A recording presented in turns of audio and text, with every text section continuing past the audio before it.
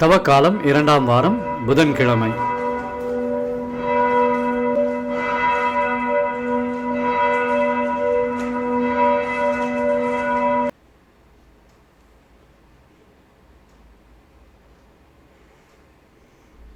இன்று திருப்பலி வாசகத்தின் பதிலுரை பாடல் பல்லவியாக, ஆண்டவரே உமது பேரன்பால் என்னை விடுவித்தருளும். திருப்பாடல் அதிகாரம் 31 இறைவசனம் 16.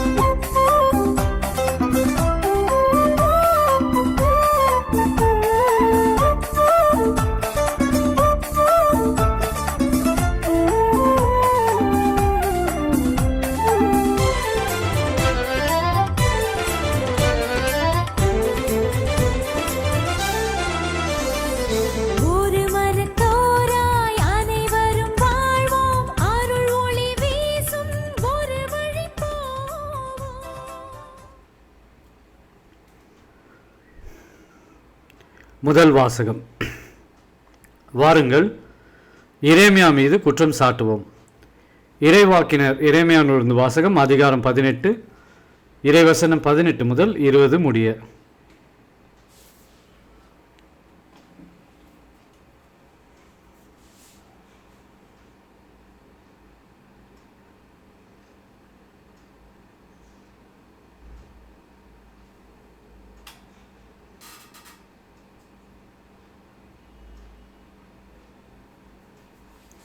யூதா நாட்டினரும் எருசலேம் வாழ் மக்களும், வாருங்கள், எரேமியாவுக்கு எதிராக சூழ்ச்சி செய்வோம். குருக்களிடமிருந்து சட்டமும் ஞானிகளிடமிருந்து அறிவுரையும் இறைவாக்கினரிடமிருந்து இறைவாக்கும் எடுபடாது. எனவே அவர் மீது குற்றம் சாட்டுவோம், அவர் சொல்வதை கேட்க வேண்டாம் என்றனர். ஆண்டவரே, என்னை கவனியும், என் எதிரிகள் சொல்வதை கேளும். நன்மைக்கு கைமாறு தீமையா? என் உயிரை போக்க குழி பறிக்கின்றார்கள். அவர்கள் மேல் உமக்கிருந்த சினத்தை போக்குவதற்காக அவர்களை குறித்து நல்லதை எடுத்து சொல்வதற்கு நான் முன் வந்து நின்றதை நினைவு கூறும்.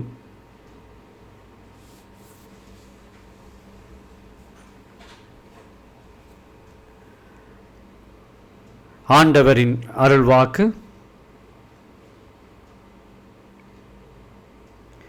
இறைவனுக்கு நன்றி.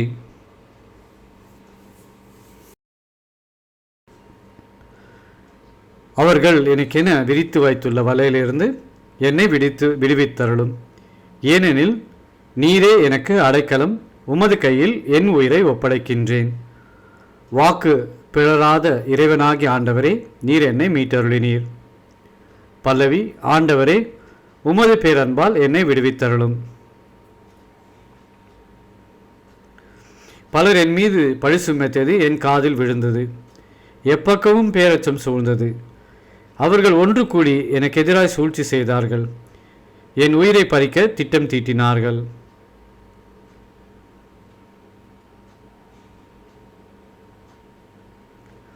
பல்லவி.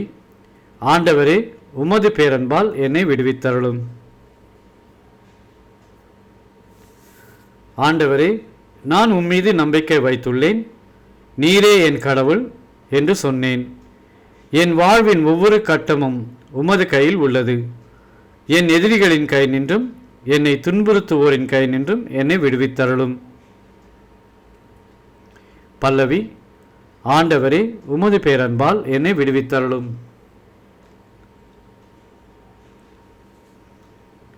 நற்செய்திக்கு முன் வாழ்த்தொலி. உலகின் ஒளி நானே.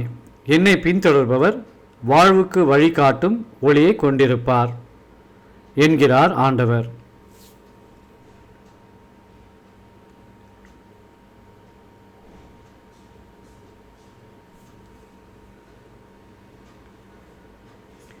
நற்செய்தி வாசகம். அவருக்கு மரண தண்டனை விதிப்பார்கள்.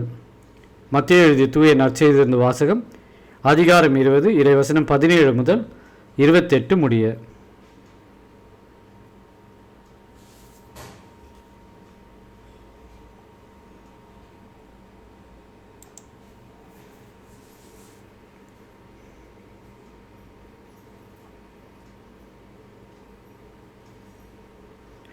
அக்காலத்தில் இயேசு எருசலேமை நோக்கி செல்லும் வழியில் 12 சீடரையும் தனியே அழைத்து, இப்பொழுது நாம் எருசலேமுக்கு செல்கிறோம்.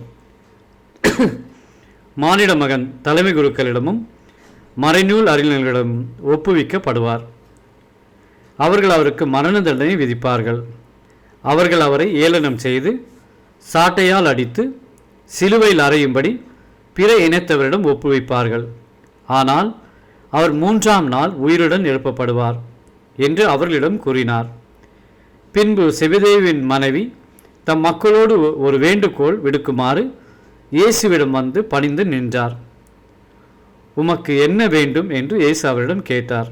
அவர், நீர் ஆட்சி புரியும் போது என் மக்களாக இவர்கள் இருவருள் ஒருவன் உமது அரியணையின் வலப்புறமும் இன்னொருவன் இடப்புறமும் அமரச் செய்யும் என்று வேண்டினார். அதற்கு இயேசு, நீங்கள் என்ன கேட்கிறீர்கள் என உங்களுக்கு தெரியவில்லை. நான் குடிக்கப் போகும் துன்ப கிண்ணத்தில் உங்களால் குடிக்க இயலுமா என்று கேட்டார். அவர்கள், எங்களால் இயலும் என்றார்கள். அவர் அவர்களை நோக்கி, ஆம், என் கிண்ணத்தில் நீங்கள் குடிப்பீர்கள். ஆனால் என் வலப்புறத்திலும் இடப்புறத்திலும் அமரும்படி அருளுவதோ எனது செயல் அல்ல. மாறாக அவ்விடங்களை என் தந்தை யாருக்கு ஏற்பாடு செய்திருக்கிறாரோ அவர்களுக்கே அவை அருளப்படும் என்றார். இதை கேட்டுக்கொண்டிருந்த 10 பேரும் அச்சகோதரர் இருவர் மீதும் கோபம் கொண்டனர். இயேசு அவர்களை வரவழைத்து, பிற இனத்தவரின் தலைவர்கள் மக்களை அடக்கி ஆள்கிறார்கள். உயர்குடி மக்கள் அவர்கள் மீது தங்கள் அதிகாரத்தை காட்டுகிறார்கள். இதை நீங்கள் அறிவீர்கள். உங்களிடையே அப்படி இருக்கக்கூடாது. உங்களுள் பெரியவராக இருக்க விரும்புகிறவர் உங்கள் தொண்டராய் இருக்கட்டும். உங்களுள் முதன்மையாக இருக்க விரும்புகிறவர் உங்களுக்கு பணியாளராக இருக்கட்டும். இவ்வாறே மானிட மகனும் தொண்டு ஏற்பதற்கு அல்ல, தொன்று ஆற்றுபவதற்கும் பலருடைய மீட்புக்கு ஈடாக தம் உயிரை கொடுப்பதற்கும் வந்தார் என்று கூறினார்.